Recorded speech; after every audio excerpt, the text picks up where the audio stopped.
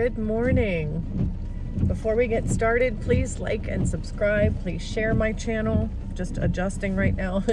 Please comment whether you agree with me or not.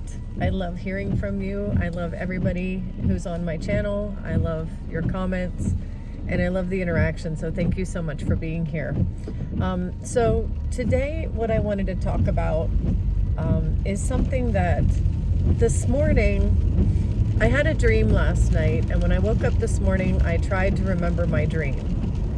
It was really, really vague. I could not remember vividly what I was dreaming, and I really like it whenever I have a dream and I remember it. I just think that's cool when it stands out in my mind, but today that didn't happen. I couldn't remember anything, but I thought, you know, a lot of people say in the morning, when you get up in the morning, wake up with gratitude, wake up knowing who you are, wake up with joy and all kinds of, you know, affirmations, basically. People say to wake up with that, go to sleep with that and wake up with that, and that is what transforms your life. Well, I thought about that this morning because I haven't been doing that. As much as I would like to be able to wake up with gratitude and wake up, you know, with all these affirmations, what I wake up with every morning is back pain. So this morning I was acutely aware of the stabbing pain in my lower back. And that was my first thought. So my first thought this morning was negative. My very first thought this morning was, ouch, that really hurts.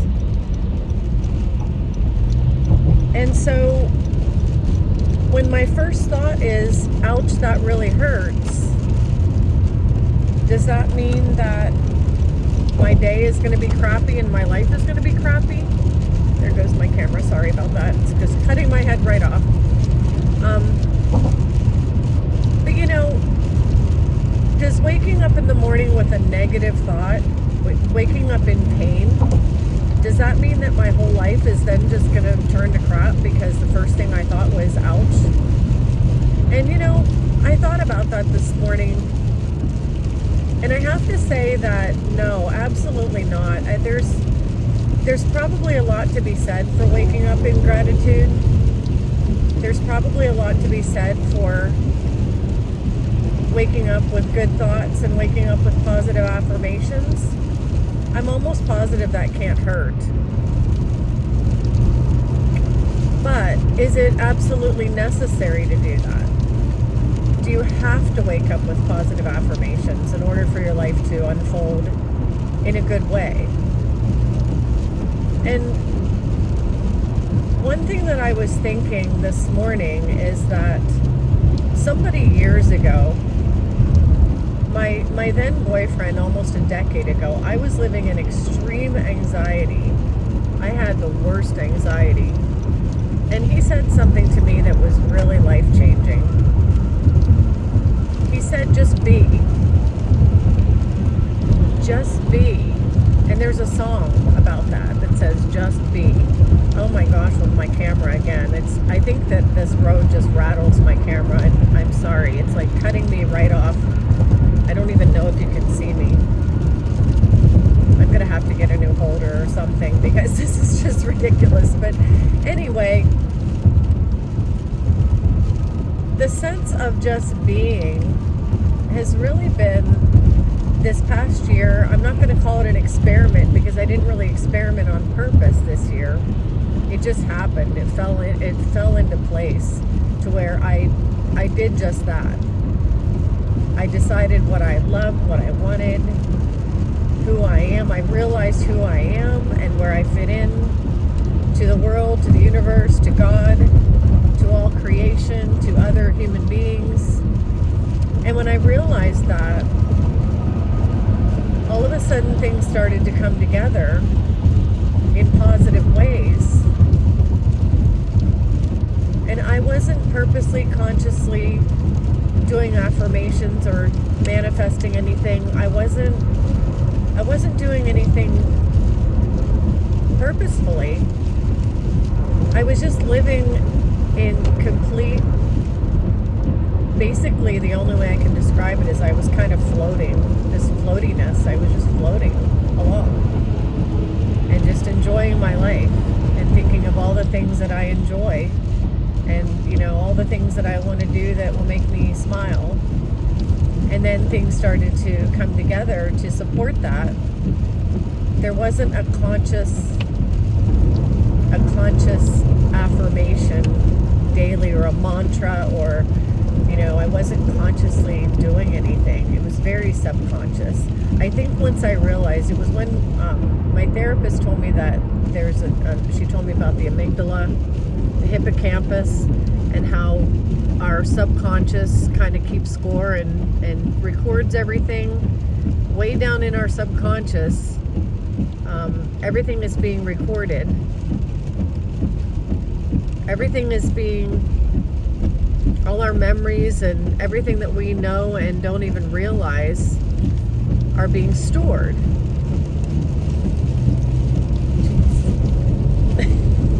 Fighting with this. So I think that for me anyway, having my life, and when I say having my life go well, I mean, I'm not saying that nothing is ever going to happen to get in the way or there's never going to be an obstacle, but having life open up into the wonders of what it is, just living in this playground of life, I think just it doesn't require so much what we do, like mantras and affirmations and going to bed with certain thoughts and waking up with certain thoughts. I mean, that could be helpful, but I don't think that's required. I think the only thing that is required is that we are who we are. So that statement, just be, was really very real. Just be. Just be who you are. Know who you are. First thing is we have to know who we are.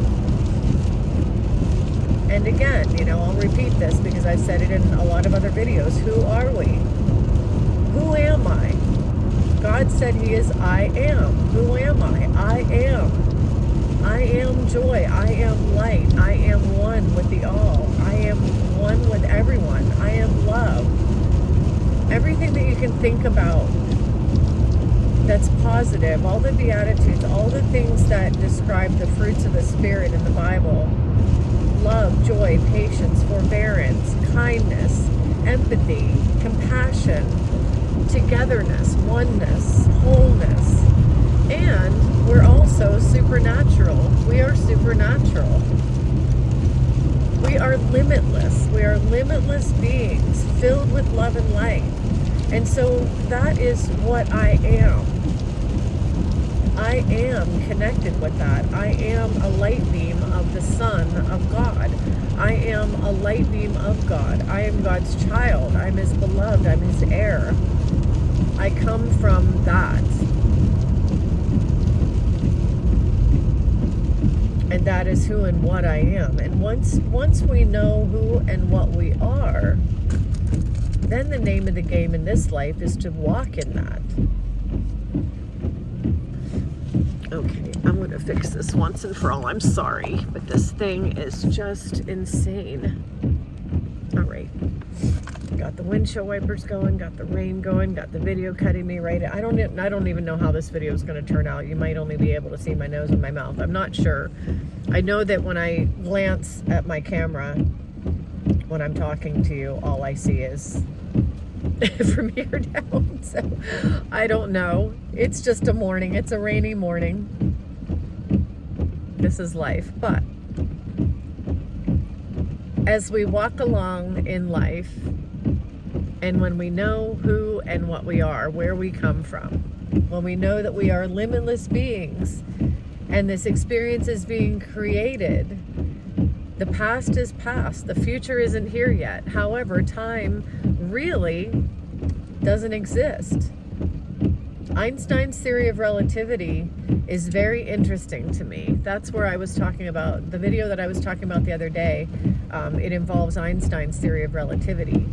And really, I mean, it's not really about the construct of time. This life is about the creation of this dream state we're in, or some people call it a hologram, or this experience that we're in unfolding.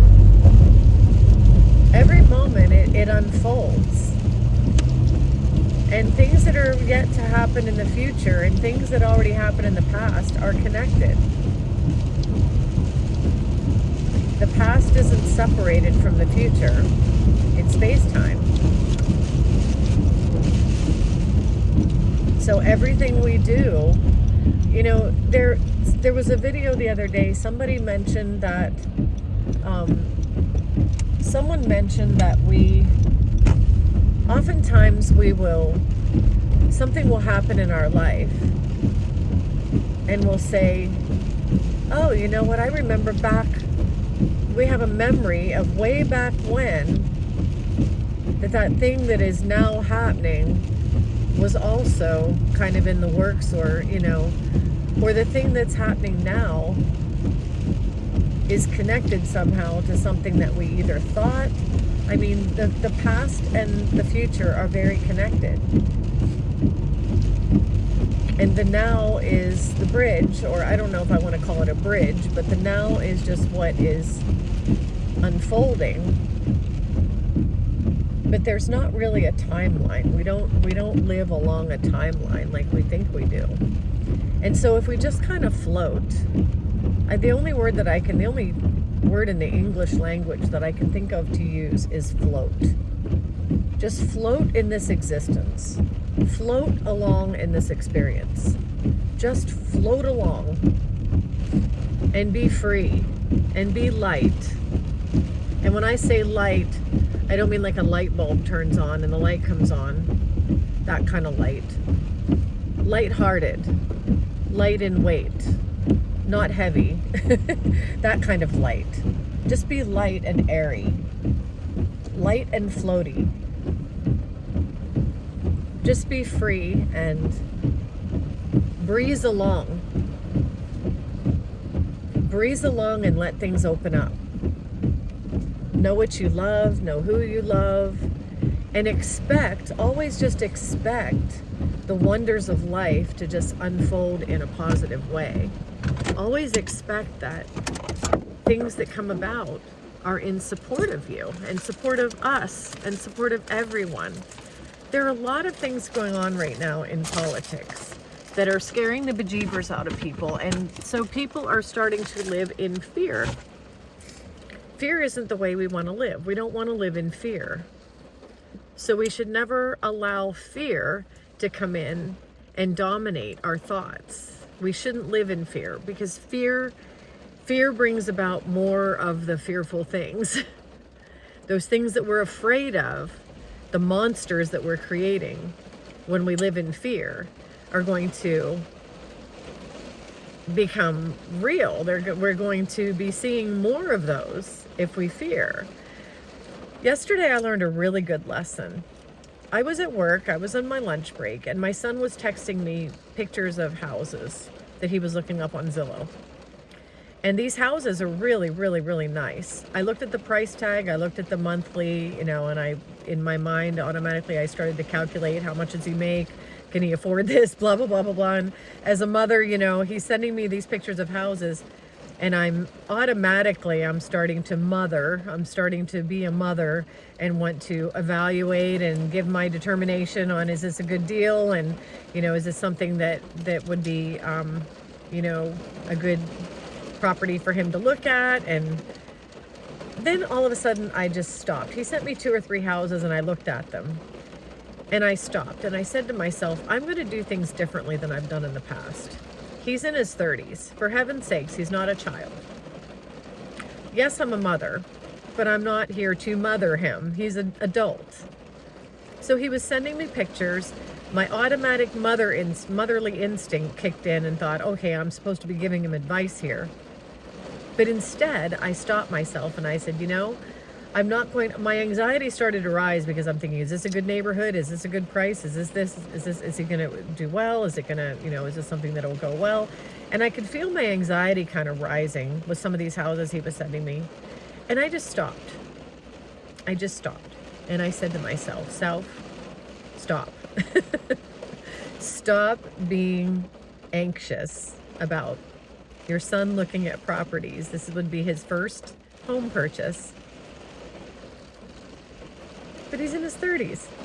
So my response was different from what my response would have been in the past. My response was, beautiful homes.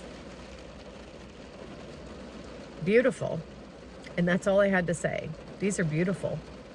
If he wants to live in the city, let him find the neighborhood. If he wants to find a house that's within a certain price range, let him go out and get the loan. Let him decide if it's in his budget. This is for him to do. It's not for mom to do. Just because he's sending me pictures, that doesn't mean he's asking me my advice. He didn't ask for my advice. He just sent me pictures.